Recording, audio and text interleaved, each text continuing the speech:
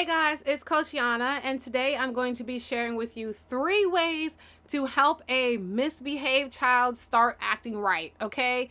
Now, I say that loosely just for the comments, or just for the purposes of having a title, but you'll see more about what I mean as we get into it. All right, the first way that I would say is by giving them a job, okay? So I have a Roblox gaming club, as I'm sure you guys know by now, where everything I do is virtual. And so we meet, we play the video games. Now, I have students that are hyperactive, that have a lot going on. And so I always give those hyper or quote unquote bad children, I just give them a job. Because sometimes it's not that they're bad, it's that their minds are moving so fast and they're so smart and they have so many thoughts that they don't know what to do with it. It's kind of like having a puppy and not giving it mentally stimulating items. So it doesn't mean that my other children aren't smart, but it just means that, this child might have a more hyperactive mind, so they need more stimulation. So when I have a student like that, I always give them a role. So I have one student who is my IT girly, and I could just see as we started to get to know each other more, as she started to get come out of her shell more, oh, this student is someone who's hyperactive. She needs other things to do other than just playing the game. So she sets up the server for us. She always has the answer, like if there's a quest or a code or anything. She just goes above and beyond, and she does it. She sets the server up. She does all these different things that my other students don't do. It doesn't mean that they're not capable of doing those things. It's just every student is different. So I create environments that match specifically with each child. So one day we were playing the game and she goes, Coach Yana, you're the only teacher who doesn't put me in breakout rooms. And I was like, what? What are you even talking about? And so I just asked her, what do you mean? Why would I put you in a breakout room? Because the concept just didn't even make any sense to me. So I was genuinely shocked and curious. Why would I put you in a breakout room? And she goes, well, most teachers put me in breakout rooms because they say I'm too disruptive. But I have never even thought. First of all, I've had students that can be disruptive and yada yada, but it's never even occurred to me to put them in a breakout room, because separating them from everyone else automatically in my brain puts them in the space of, oh, well, I'm bad, so I can't be with everyone else. And then puts them in the other students in the space of, oh, they're bad, so they can't be with everyone else. And so for me, I think that every child has a off day, just like adults have off days, and you're still welcome with us even if you're having an off day. So what? You'll get over it, and within 10 minutes or 5 minutes you'll be back to your normal self. So I never even thought about putting any of my students in a breakout room, isolating them and separating them from the group. And to be quite frank, I've never had to do it. So when she said it, I was just very perplexed, because I've never had to do that with her, because I immediately noticed, okay, she is a hyperactive child, so she needs a role. She needs a job to do, and so she is my IT girl. So she, again, goes above and beyond to create different situations, to create spaces where everyone else in the club has an easier time. And I remember one time, because again, she's the one who usually has the answer. We had another girl who said she knew how to do something. And so we separated them to different groups, so that way they could do the quests as a unit, in their different groups. The ones in the other group were like, man, we should have been in your group because you actually know what to do. And so in other spaces, she's, I guess, disruptive or whatever the term is, but I don't believe in labeling children. They just are maybe in that moment. They need time to settle down. But if it's a safe space, eventually they will. And again, since I noticed early, okay, wait a minute, she's someone, because I just thought she was super smart and had an active brain. And so to me, it's like, well, of course she needs something else to do, because she needs to have a role. She needs to be involved. And she has great ideas. So when she told me that, I'm like, what? Now, I could see how if I did not give her that role, how it could turn into something else. But as the adult, it is my responsibility as a confidence coach. It is my duty to create safe spaces for these students, for my girls, for my boys, for my children. Because with the younger ones, I work with boys and girls. It's not until they get like 16, 23 where I only do girls for now. Now, when my boys that I work with get to that age, I expand perhaps. But for right now, that's what it is. But it's my duty to create spaces where they can shine. So it never even occurred to me that she was quote unquote bad. But that's a great way.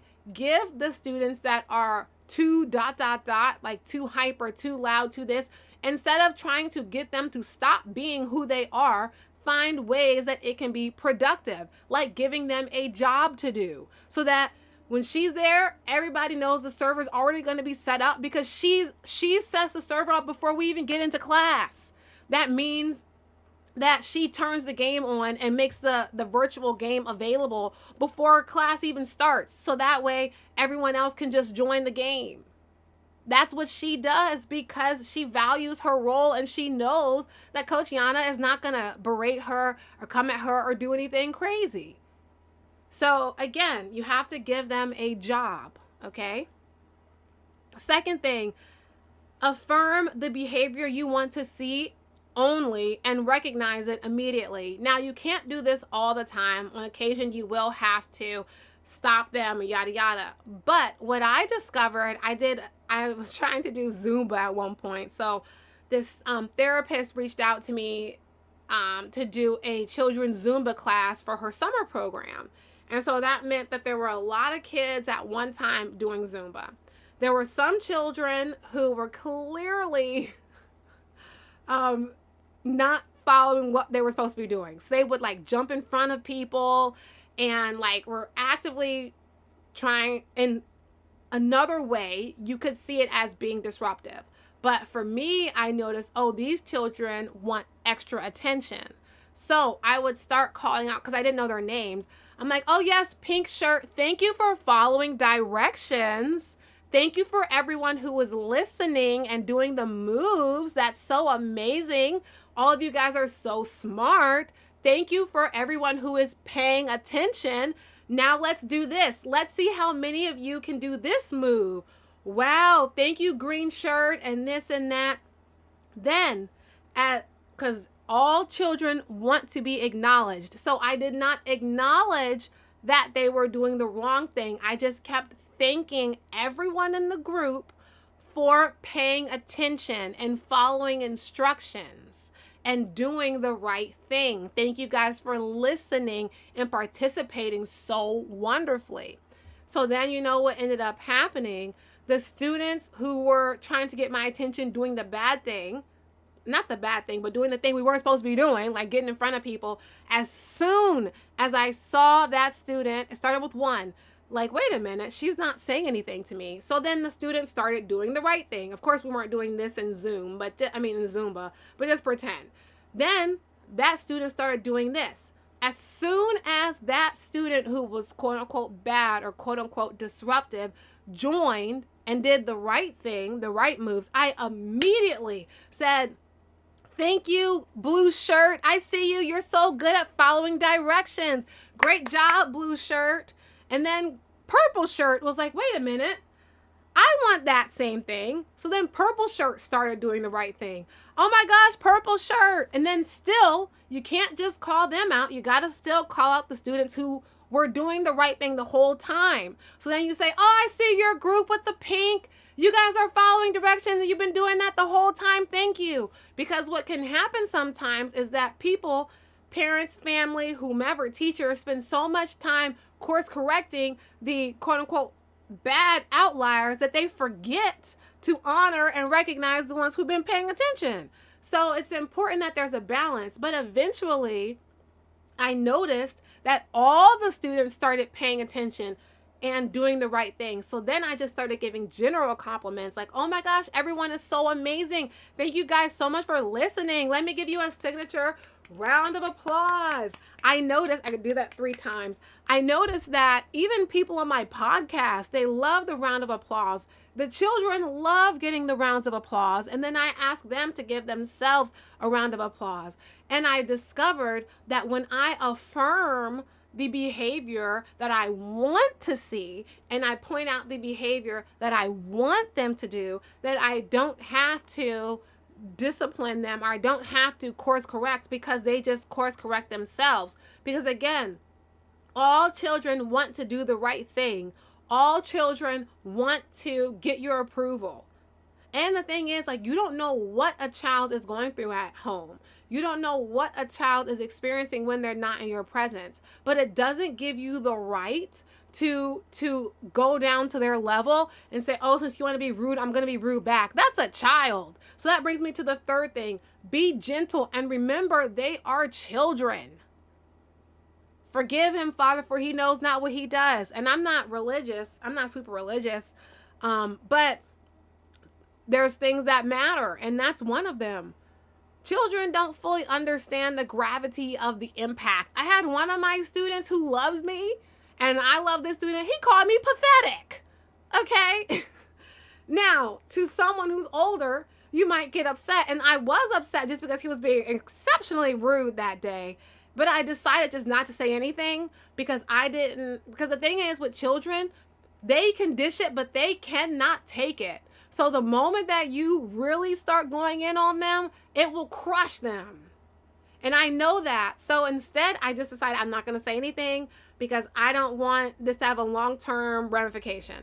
And clearly, he's going through something today, and he doesn't fully understand what that word means. Maybe somebody called him pathetic. Maybe someone around them said it, and so now he's just saying it. Because that's what children do. If they hear somebody say something, then they'll say it as well and see what happens. So he was just testing. And I had to remember, I am the confidence coach here. I am the adult. All right? Sometimes even like when we're just joking and I tell them, oh, your outfit is chopped. I can say it so many times. But then once I start to notice they scratch, I don't do it anymore. Because I'm paying attention. So it's like one thing if we're all joking, yada, yada, yada, and they're like, oh, Coach Yana, 0 chop. Then I'll say, oh, well, your outfit is chopped. And just to have that banter. But I'll only do it maybe like once or twice in the whole game. They might do it the whole time, but that's what kids do. So what? It's funny. I can take it. But I will only banter back and forth with them for a little teeny bit just so they get that rise because they like it, but not too much because children cannot take harsh criticism, even if it's just a joke.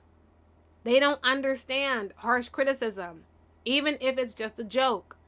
So I'm very, very cautious to remember this is a child. So even when my student called me pathetic and my first reaction was, no, this little weeble wobble didn't. Instead of reacting, I just pulled back from him until he course corrected, and we never had a problem after that. Because they're used to people, wow, I can't believe you said that to me, yeah, getting that reaction. And he's a sweet kid, so I know he must have been going through something. I know something must have been happening. So I'm not going to go out of my way to yell or to discipline or humiliate. It's never good to humiliate a child in front of their peers. That's never a good way to be. So again, you have to remember they are children and be gentle. Children are not miniature adults. Their brains haven't even fully developed, and half the time they don't even know what they're saying. So you have to remember as the adult that is a child. Also, I remember my sister and I were vending. My sister's in college. We were at this market selling books and things, my workbooks and activity books. And there was a little girl. She was so cute. And she said something that she didn't think was funny, but it was so adorable that my sister snickered and laughed. But not because she was laughing at the child. She was just laughing because what she said was cute. But I noticed that the child her body like tensed because she interpreted it as my sister was laughing at her. So I had to tell the little girl, oh my gosh, no, she's laughing because that was such a good point you made, haha, to ease it out. And then I had to tell my sister, never do that again. And my sister was like, what? I wasn't laughing at her. And I'm like, yes, but did you see how her body changed after you started laughing? And she was like, oh yeah. And I'm like, because to her, you were laughing at her. And I had to explain to my sister, I'm not berating you or anything. However, you have to be very mindful of how you interact with children because they don't see the same things you see. They don't understand the same way you do. So once I explained it and she realized, oh, I did see that, then she was like, oh yeah, that makes sense. Another time I had a situation where we were playing in the Roblox game, and it was a newer student. She had only been with me for like a week or two. Maybe this was either her first or second class, first or second club. And so there was something. The theme was disco, and she said that, oh my gosh, I don't know how to dress for the 90s, and I just couldn't help myself. I bust out laughing. Because that was the cutest, funniest thing I had ever heard in my life. Because disco, we know, is the 70s. But as soon as I started laughing, her body shifted and she got a little bit tense. Mind you, this is virtual, but I'm paying attention. I'm playing the games, but I'm also watching all their body movements just to see what's going on. And so for her, I was like, hold on, I want to make it clear. I wasn't laughing at you. I just thought it was cute that you thought that this was that. And then she still was tense. So I kept relaying to her until it made sense so I had to tell her like 4 times.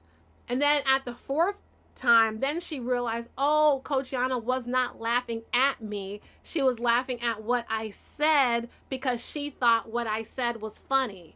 Not that Coach Yana was laughing at me because she thinks I'm whatever. It was, oh, Coach Yana was laughing at me because she thought what I said was funny. And then once I saw her body language and her face return to how it was before I laughed, then I let it go because I realized that she understood it. So again, with children, we have to be gentle. All right, and I'll give you a bonus because I'm kind, because I'm nice. One thing I've noticed, especially with my boys, the young boys, I have to ask them a lot of times the same question 4 times before they hear that I'm asking them. Okay, so like in Hypershot and in Minecraft, so Hypershot is a Roblox game and Minecraft is just Minecraft.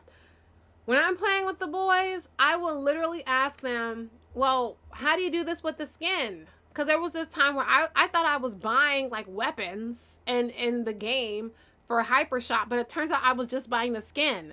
And I couldn't figure out how come I keep buying these things and the weapons don't appear. Like, what is going on? So I asked them once. Crickets. They're talking to each other, playing the game. I asked them second time. Crickets. They're playing the game. I asked them a 3rd time. Crickets. They're playing the game. I asked them a 4th time. Then they said, oh, and then they both answered at the same time. So I discovered, and this happens all the time, with the boys, instead of getting frustrated and annoyed, I just prepare myself, okay, I'm going to have to ask them 4 times. And then they'll hear me. I don't know why, but I noticed both of them at the same time answered after the 4th time. So with younger children, just ask them 4 times and eventually they'll hear you enough to answer. Maybe it has to get through their processing. Maybe they don't know you're asking them. Maybe they're so into what they're doing. Whatever it is, just ask them 4 times and you'll get the answer, especially if they're playing a game. That all goes back again to the 3rd point, which is, 4th, and then it was 4 points. But be gentle and remember they are children. Children are not miniature adults. Once again, they are children.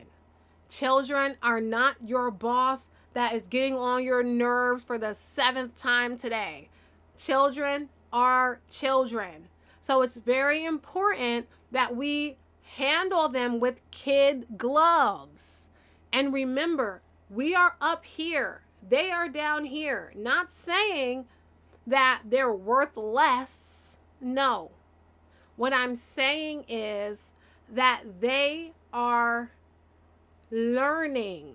Their minds are still growing and developing. So we cannot have a standard of how they should be and what they should do and just make it concrete. Children have to be met where they are, which is why we play the games.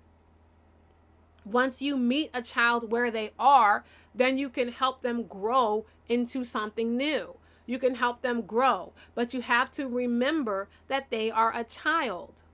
If you have a child that is too loud, too boisterous, too this, too that, instead of trying, like with my students, instead of trying to change who they are, find ways to make who they are and find ways to use their skills constructively and productively, and then you won't have any problems. Now, it doesn't mean that you won't have to discipline your child. You know, you're a parent or a guardian. I'm a confidence coach, so I have them for the max I have any student is for 75 minutes.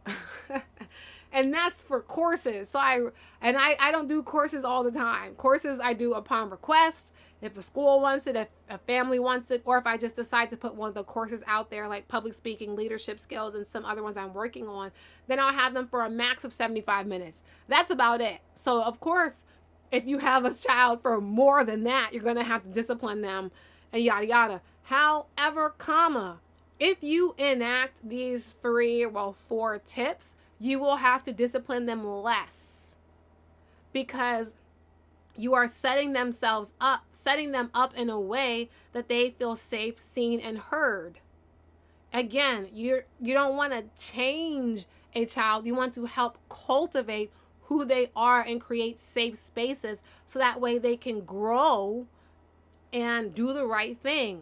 You want them to decide to do the right thing. So I'm going to make a video about discipline, but I have to go. I have a lunch to get to. But what I'm saying is, you want to teach children how to make good decisions on their own. Not doing something just so that they don't hear your mouth. Not doing something wrong and then lying and hiding it. But teaching them how to make good decisions on their own, so that way they just want to do the right thing. They want to make good decisions. All right? And finally, remember not to label them. Once you label a child as bad, what do you expect for them to be, an angel? Find ways to turn what they do naturally into constructive things. And of course, if you need help with that, you don't have to do this on your own. That's why I have created a virtual village, also known as the Laptop Life Coach, because it does in fact take a village to raise a child. So this is part of that virtual village. So you can sign your child up. We meet weekly depending on the offering. Sometimes I have camps, so we meet 3 days or 2 times a week. Just depends on, what I'm feeling like. And now I'm even offering art and arts and crafts like this, which one of my students recommended that I do. This is a Roblox poster, by the way. But anyway, yes, so that's all I wanted to say today. I hope you have a wonderful rest of your day. And again, if you need help, you don't have to just sit there and be like, oh, I can't do all this. Of course you can't, because you're a parent, you got life, you got bills, you got a whole lot going on. So if you need help, you can join my virtual village and sign your child up for a virtual gaming club. I also do one-on-ones with children, still connecting with them through the video games and things. And of course, keeping them safe and helping them develop confidence in safe ways. That's all. Bye. Oh, and then like this video, comment below if you have a question, comment below and I can answer your question in the video. And if you know anybody that can use this information, please share it. Bye.